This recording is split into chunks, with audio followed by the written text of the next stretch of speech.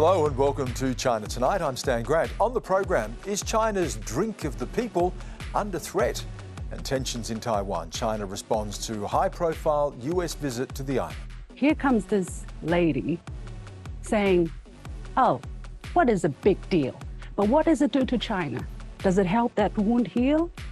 Or does it make people suffer more? I mean, I'm getting very emotional talking about it, because for her, for these people, probably it's nothing, right? But for us, it's a huge deal.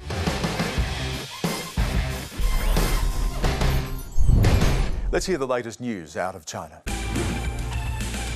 All eyes were on Taiwan this week. US Speaker of the House Nancy Pelosi landed in Taipei on Tuesday. She met with President Ing-wen and other high-level officials and was gone by Wednesday night. Joining me is Yvonne Yong. Yvonne, China was unable to prevent the visit, but warned it would react strongly if it went ahead. And they have, Stan, in moves meant to flex to the world that China will exercise the rights it thinks it has to Taiwan.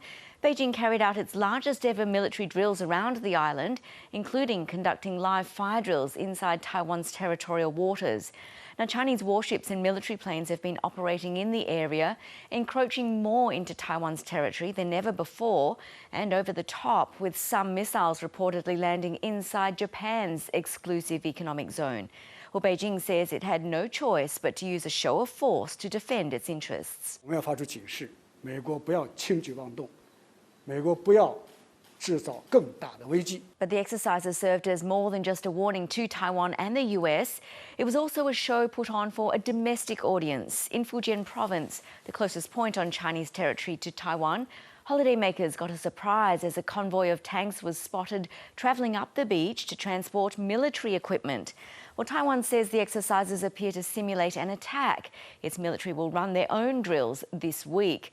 President Ing-wen says Taiwan, unlike China, is a responsible member of the international community and is not looking to start a war. 我要强调，我们不会升高冲突，不会挑起争端，但我们会坚定地捍卫主权和国家安全，坚守民主自由的防线。 Beijing has set a deadline of 2049 for unification of the mainland with the island.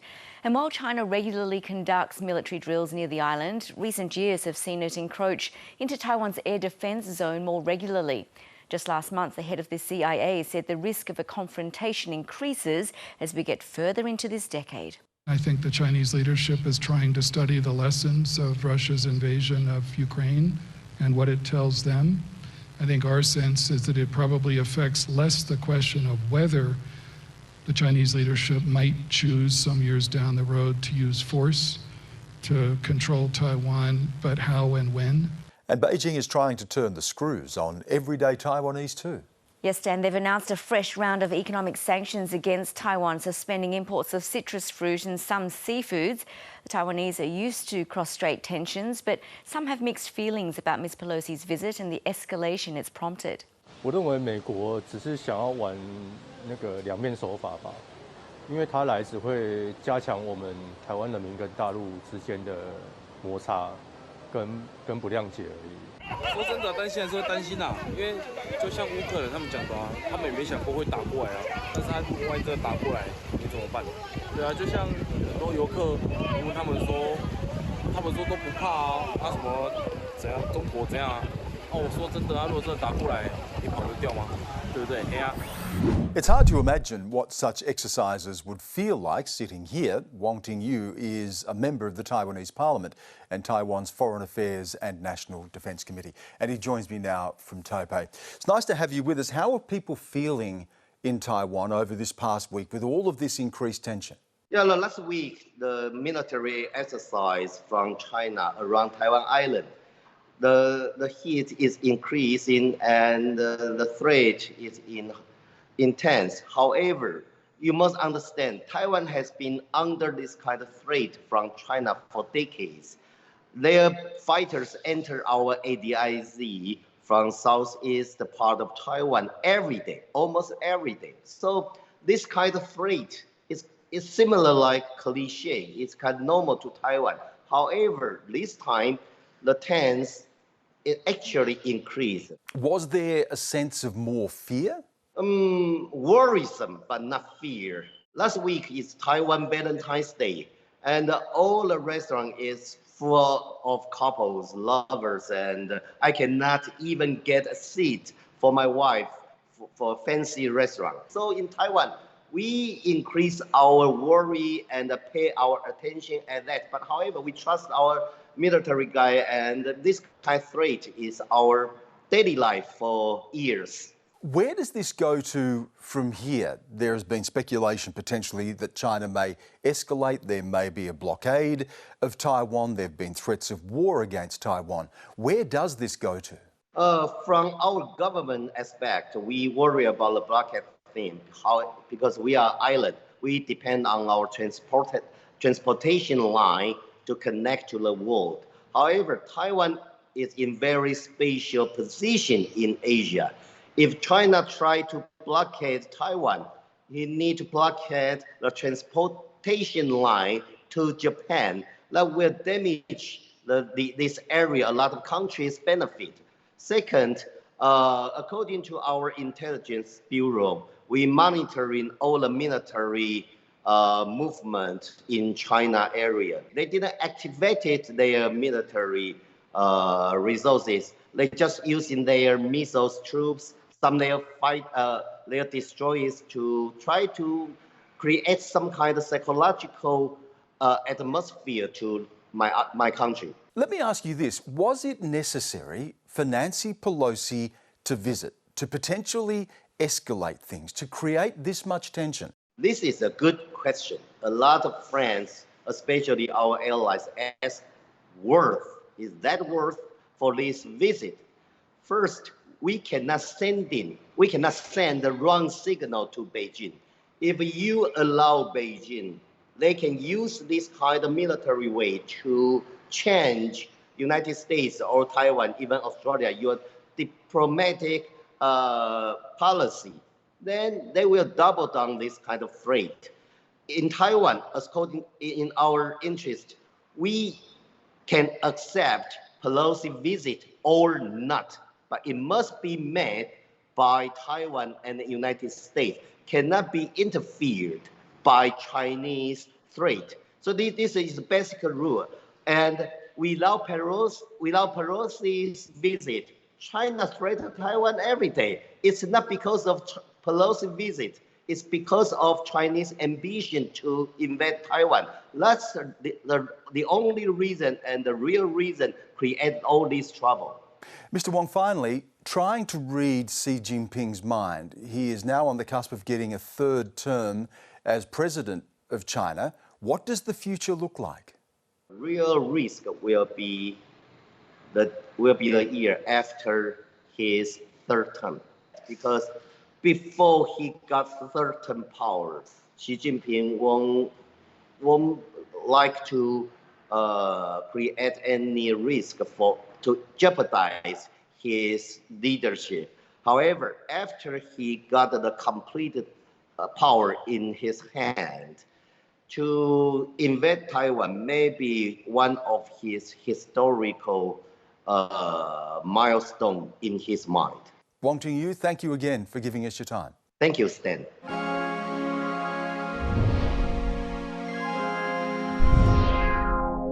Yvonne, what is the US saying now? Well, US Secretary of State Antony Blinken has labelled China's military exercises a provocation. Nothing has changed about our One China policy, which is guided by the Taiwan Relations Act, the 3 communiques, and the 6 assurances.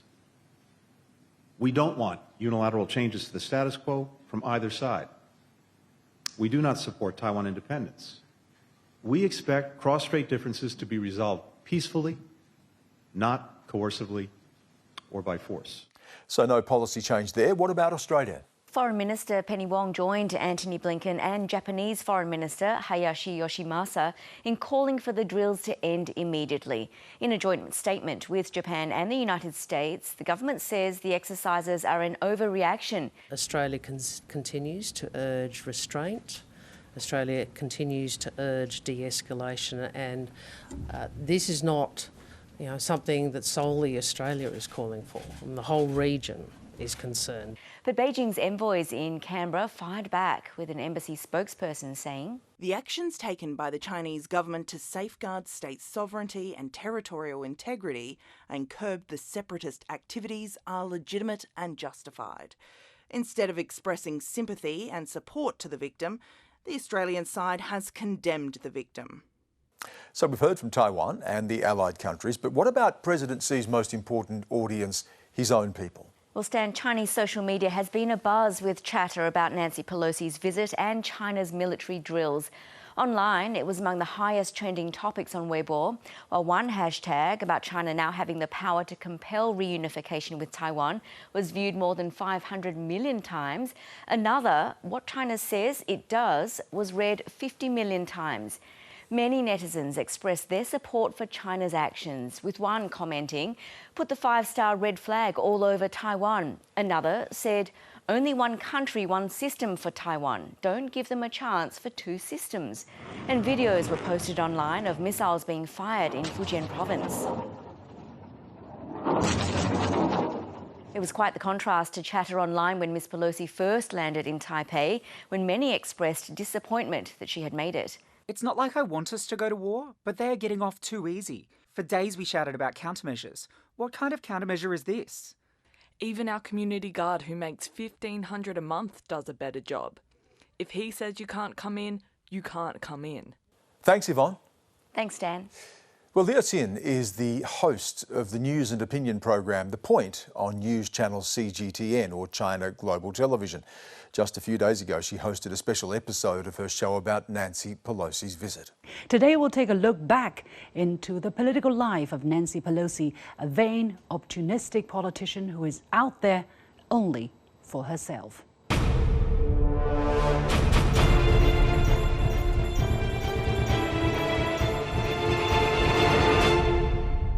I spoke to Liu Xin earlier from Beijing. You've described Nancy Pelosi on your program as being vain and opportunistic. Why use that language? Well, I think that's exactly who she is and what she has shown to the world, especially to the Chinese people. She is out there for show. She's very theatrical. She does it for herself.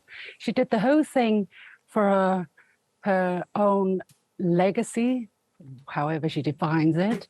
She wants to look tough. She wants to go away as being the top-ranking US politician to ever visit the island, female politician.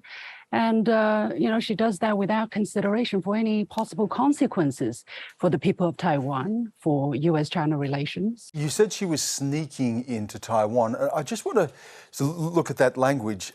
It was hardly sneaking, was it, Liu Xin? This was announced for months. She flew in. There was no hiding away. There was no hiding of her intention. This was not someone sneaking into Taiwan. Well, definitely she was keeping it quite secretive before the last moment. I mean, nobody knew exactly, well, at least in public, she never confirmed this trip. Nobody ever knew for the record whether she was going there. It was until her plane started to turn north after turning east from her previous destination that we know for sure that she was going to land in Taiwan. Why? I think the reason is very clear. She knew she's doing something that is very fishy, that is very bad. Well, that's why she doesn't want to make it public. She was intending to go in April. It was pushed back. There was a lot of discussion within the United States about the whys and wherefores of her visit, whether she should in fact go. But doesn't she have the right to go? Taiwan elects its own government. There are relationships, not formally diplomatic, but there are relationships between the United States and Taiwan. Didn't she have the right to visit Taiwan? Of course not. She's the number 3 politician in the US government, and the United States made the pledge as early as in the 1970s not to recognize Taiwan as a sovereign state, that Taiwan is part of China, that the government in the People's Republic of China is the sole legal government of China. Well, there is ambiguity about that. As you know, there is a one-China policy. There is a one-China policy and strategic ambiguity around that. 181 countries in the world. Ask 181 countries in the world. by the way, that's the absolute majority of members of the international community, whether there are two Chinas, whether there's one China, one Taiwan, or whether there is one China, they all will tell you there is only one China. There's absolutely, including Australia, there's absolutely no ambiguity. Well, we know there is ambiguity around how that relationship is played out, the relationship between Australia, the United States, Taiwan. We know that there is a recognition of that autonomy, even if there is not a recognition of a separate status. But I want to ask you this, Liu Xin. Why does it, to explain to our audience, why does it matter to China so much? Would it have been possible for China to ignore this visit? If indeed, as you say, there is a one China policy and Taiwan, in the eyes of Beijing, belongs to Beijing, why does it matter? Let me help you understand if you don't by now. I see the whole matter as a person with an open wound near the heart, okay? And that open wound, this person is China, of course. That open wound has been the issue of separation, of an issue of secessionist or Taiwan independence. And this is an open wound that has been there since 73 years, and it's been bleeding all the time. It hurts because that's the most tender part of the Chinese emotions, identity. People across the straits, they came from the same family, they share the same culture, the same language, the same way of life, the same heritage, you name it. But for 73 years, they've been separated. And then here comes this lady saying, oh, what is a big deal? It is my right to put some salt, some extra salt on it so that, you know, I can go away looking at, look, I poked China in the eye. I'm the most hated person in China, and I can go away being proud of that title. But what does it do to China?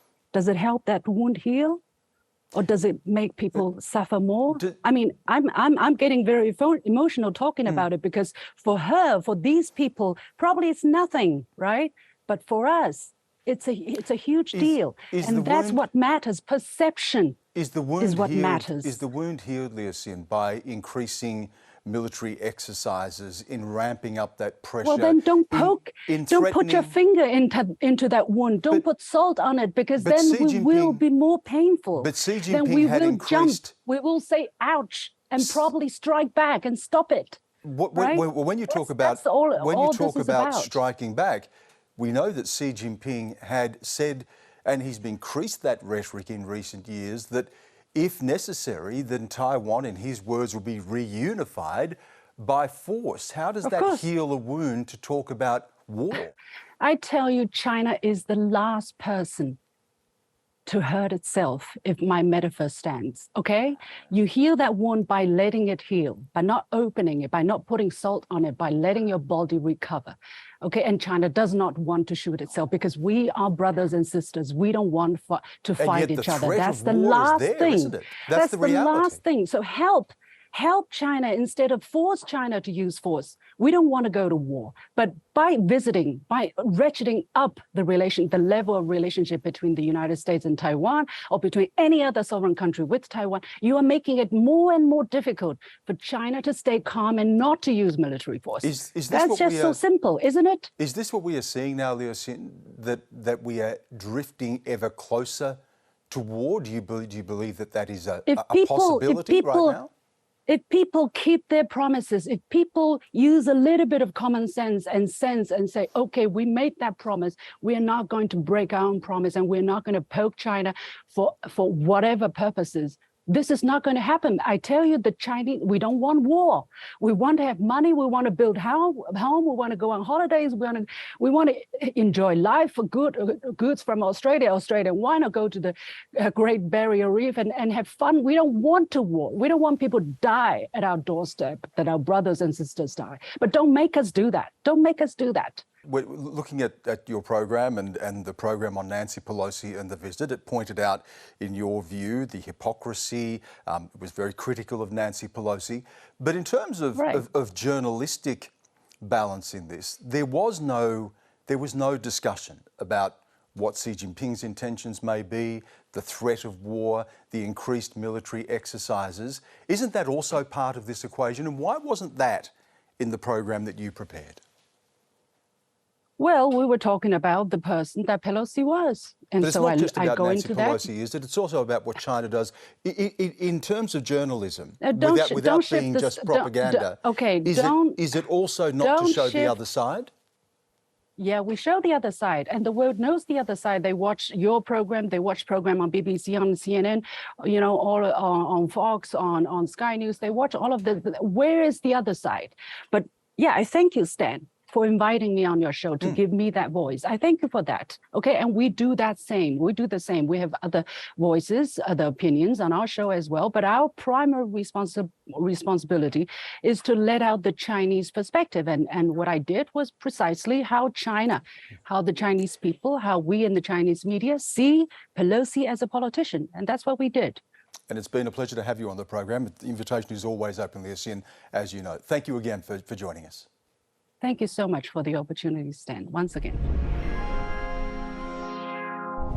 It's the world's most popular spirit, but if you're not from China, you've probably never even heard of it. Baijiu is a fermented grain alcohol, and for many Chinese, it's more than just a drink. But as beer and wine become ever more popular, what does the future hold for China's national liquor? Brendan Wan has the story.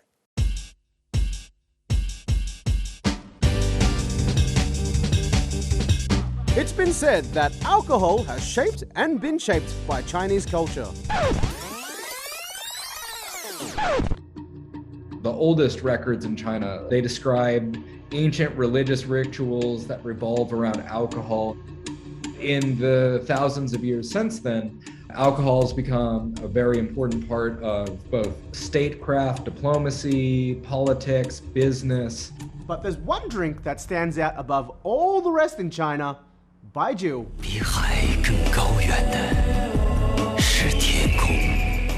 It's the world's most popular spirit, and over 15 billion litres are produced every year, more than vodka, gin, rum and tequila combined. And it's everywhere in China. As long as you are part of the Chinese economy, you will drink baijiu in some scenarios, no matter what.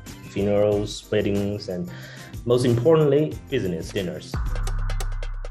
Ing-wen Chen is a Baijiu educator and consultant based in Chengdu. He says while everyone will drink Baijiu at some point, a lot of people don't necessarily like it. The first time is always not pleasant. People are drinking baijiu, maybe not by their own will. They are forced to drink because you have to make baijiu to toast. So how did this drink, which can be as high as 60% in alcohol, become so popular in China, even though a lot of people don't drink it by choice apparently?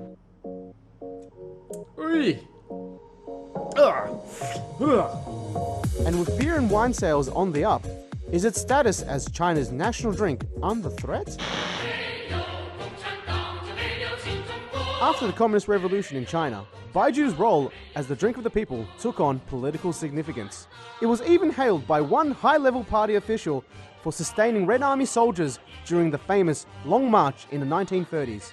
After the establishment of the People's Republic of China, now the country is not run by the previous nobles and merchants, and it's run by workers and farmers. So obviously there will be a change in the taste. With the rise of the Chinese Communist Party, you had the government promoting baijiu, which had been the everyman's drink, as the national drink. The world's biggest baijiu brand, Multi, was declared a national liquor in 1951, 2 years after the founding of the People's Republic of China. And today, it's the biggest producer of spirits in the world.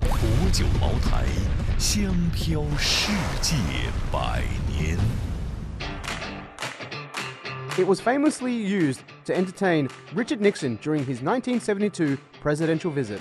And Henry Kissinger once told Deng Xiaoping, "I think if we drink enough Multi, we can solve anything." In recent years, it's been reduced, greatly reduced. Before Xi Jinping came to power in 2012, the government and military accounted for more than half of the sales of higher-end baijiu. But a crackdown on party excesses saw sales of premium baijiu slump. A combination of expensive price tags, with some bottles costing hundreds or even thousands of dollars, and a perception that cheaper brands may not taste the best, younger people are turning their noses away from it too. The current Baijiu drinking is still dominated by older generations, like 30s, 40s, 50s. Yu Chen also says some young people are put off by the heavy drinking culture associated with Baijiu in business. Business drinking scenario can be very brutal and very, very fierce. So what does the future hold for the people's drink? Take a sip. Oh, come on, please. Go on, drink it. When I was living there, Baijiu was very much seen as an old man's drink, not particularly fashionable, but was something that you were expected to drink. I think that's starting to change a little bit. Trendy bars in major cities like Shanghai, Guangzhou, and Chengdu are offering younger generations a different way to drink Baijiu. There's a lot of cocktail bars around China that are starting to work with Baijiu as an ingredient in cocktails, which I think is helping change the way that it's perceived. You can now find bars and restaurants across America, Europe, and Australia serving Baijiu. You can even find Aussie-made Baijiu. It is 100% becoming more trendy. Sometimes people are deliberately choosing to drink Baijiu rather than any Western drinks because they wanted to embrace the Chinese culture in a way and also support Chinese products. Tim Ye founded Sanyo Baijiu in Tasmania with two friends. They are among only a handful of Baijiu makers in Australia. He is hoping to breathe new life into China's favourite liquor. It doesn't always have to be the traditional taste. So people are infusing a lot of different flavours in there, like fruity flavours, traditional Chinese fruit flavours and all kinds of things, and makes it more interesting. So despite some headwinds, Baijiu has a strong future, even if it looks a bit different to its past. That's how you drink Baijiu. Brendan Wan joins me now. You're bringing back some very bad memories from my years in China. I don't think I ever got a taste for it, and you were struggling to admit it. Definitely. Oh man, it's like rocket fuel. Like, it is. It burns when it goes down. It like blows your brain out, and they just keep throwing it at you, don't they? Yeah. The first time I actually had it was when I was like in my early 20s when I was living in Taiwan, and I had their version of it, which is called gaoliang. And I just thought, okay, maybe I haven't developed a taste for this. And so 10 years later, we're trying this for this story, and no, still same story. I just I can't take it. You said before rocket fuel. That really gets close to the taste. For those who don't know, what would you do? How would you describe the taste? I reckon like the one I had, it was like fish sauce moonshine. It was it was really soy saucy, fermented weird, and just like burn. It was burns. Yeah, burns. And there's a lot of different types, aren't there? Yeah, we found out there was like 4 categories. So the light aroma, strong aroma, rice, and also sauce aroma. But then there's all these subcategories, which they can go up to like just more than 16 apparently. And each of them have their own like you pair them with like cuisines rather than actual food. So like I believe the saucy one matches well with like Sichuan cuisine and stuff. So it's really interesting seeing that. I love the Sichuan cuisine. I'll leave the Mao Tai off to the side. If I had one now, I'd say kanpai. Kanpai. Yeah, kanpai to you.